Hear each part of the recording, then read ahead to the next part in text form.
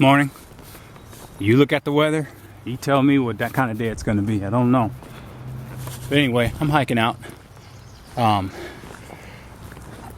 know how we do it. We leave town, we stop at the first shelter. But I got to tell you, this new pack feels like I'm carrying a pillow on my back. So I may decide to go further.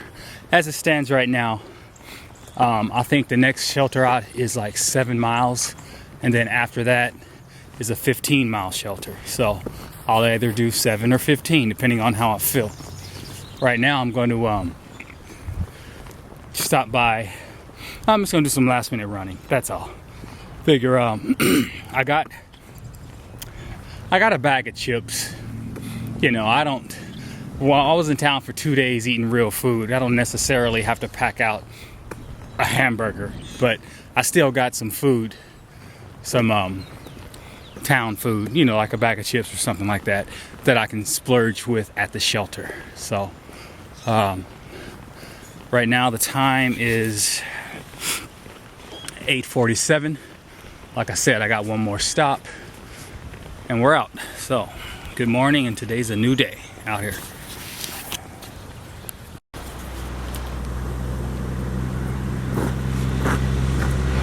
Now we're off to one of my favorite spots, Grayson Highlands, with the ponies out here.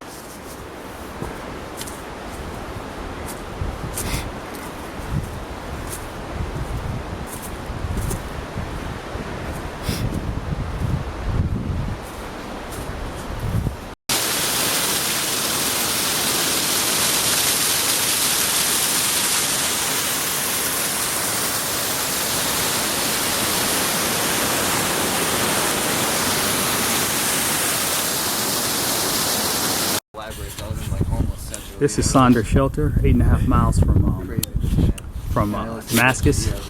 I'm in for the day. It's 2:08. To be honest with you, I probably could have kept going. That new pack right there is awesome, but not obviously. I got Subway, I got regular food, and my boots are soaking wet because I was supposed to take a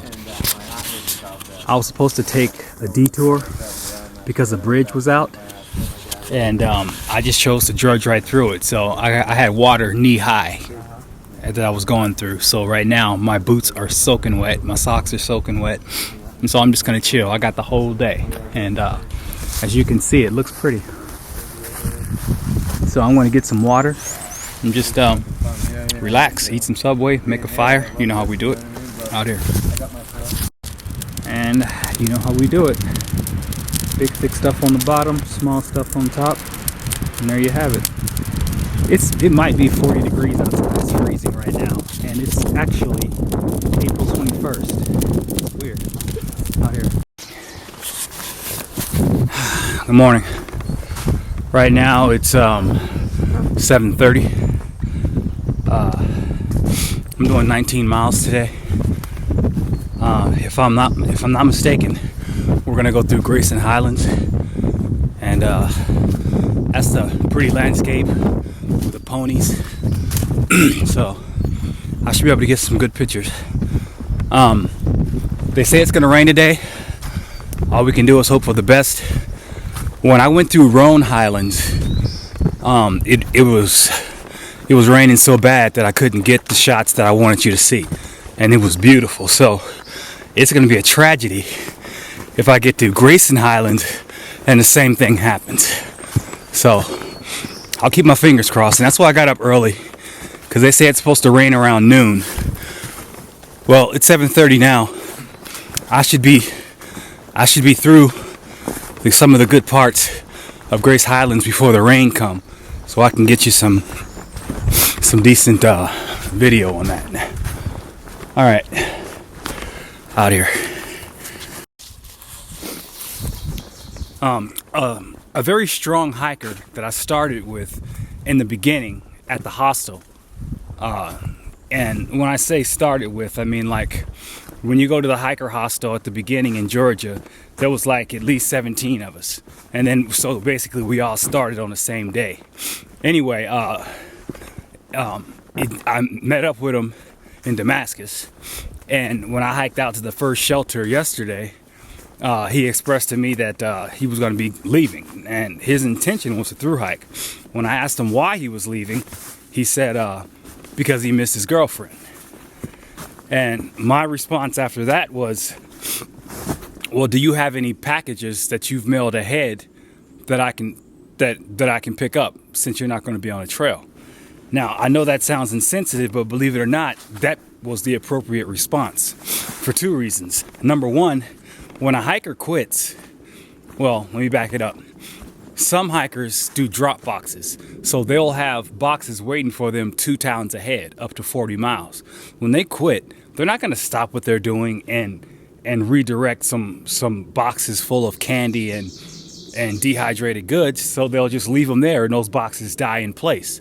So what I do is, and what I've done in the past is when hikers say they're going to quit, I'm like, hey, you got any drop boxes, that's just sitting ahead that I can claim for you?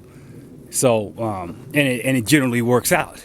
Now, another reason is at the end of the day, man, when a hiker wants to quit, the last thing I'm going to do is try to convince them to stay. I know this is torture. Trying to convince a hiker to stay on a trail is like telling the POW, nah, don't get rescued, just stay with your captives, it'll get better. It's just ludicrous to think that. So yeah, I'm just like, well, you do what you got to do, if you got any packages, blah blah blah. And that's just the way it is, because when people leave, once they made their mind up, they're gonna leave regardless. So that's just something to think about if you're hiking. And that's another reason why I wouldn't recommend drop boxes. Why spend all your money and have this stuff stretched across for miles, and then it turns out your hike don't work out? You just wasted that money, and you got stuff that's sitting out there that you'll never use again. So these are just something to think about. And by the way, I was told at least 750 people have already left the trail. But this is just hearsay, propaganda, numbers that they throw out there. I couldn't tell you either way. But for some reason, people seem to think that 25% of the people will make it. I tell them, nah, I don't even think it's going to be that much. When people talk about through hiking the trail, I'll say less than 10%, because there's just too many unknowns, from running out of money to injury to mental situations. So there you have it out here.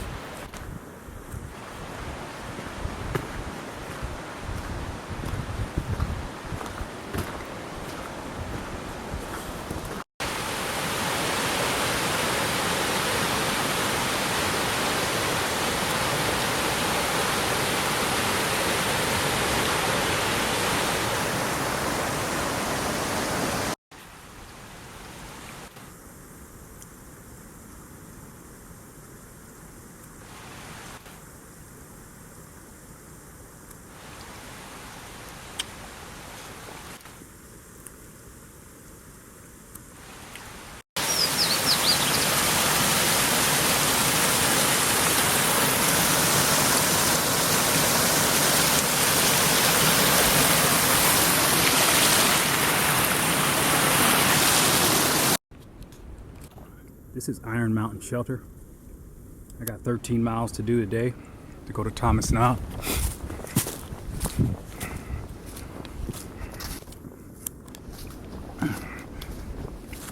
He didn't know it, but most of the shelters back in Tennessee did not have privies. Well, that's changed. We got privies now.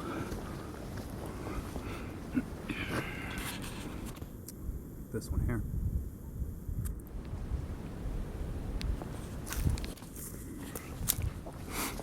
It's actually it's not bad. How you doing? Not a bad looking shelter at all.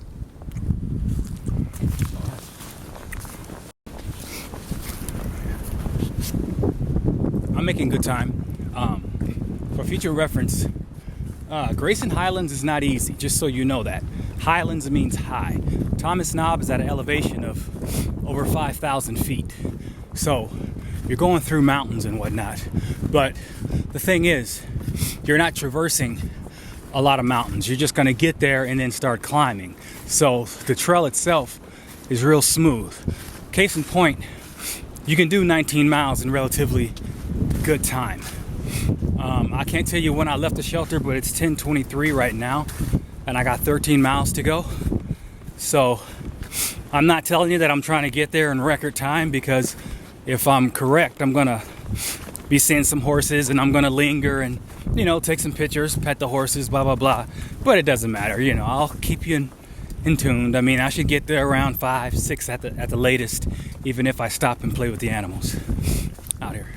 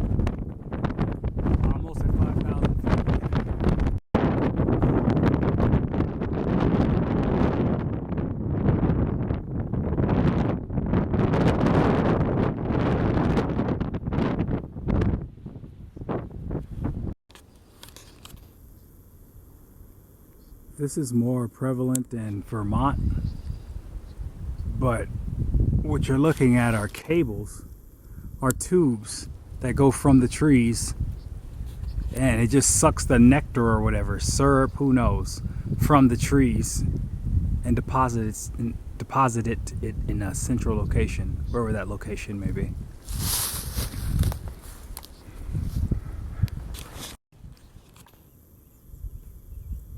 4.5 miles away from Mount Rogers Summit. As you can see, we're on the territory of the Highlands, Grayson Highlands Horse Trail. To enter this, you have to go through that gate. All this territory is gated. And now we're just going to start climbing the mountain. As I said before, this particular shelter is 5,000 feet up out here. Still going up. It's 3:20 right now.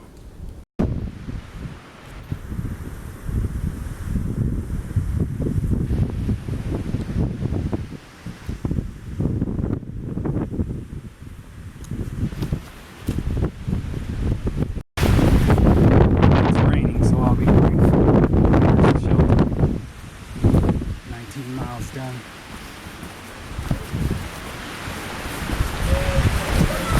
As you can see, it's very sturdy.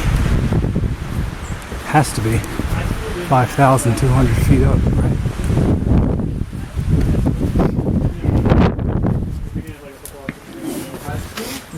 School visual arts. No, it's college. I'm opting for the penthouse suite, so I'm going upstairs. There's a lot of mud at the bottom and a lot of people that don't want to move. So I'll just come up here. It's no problem. Out here. By the way, I forgot about Mount Rogers. This was a hard hike. 19 miles or not, it was a hard hike. You should get the horses tomorrow out here.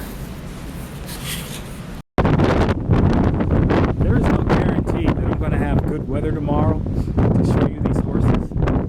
So I tell you what, behind the shelter, on the rock cross, I spied.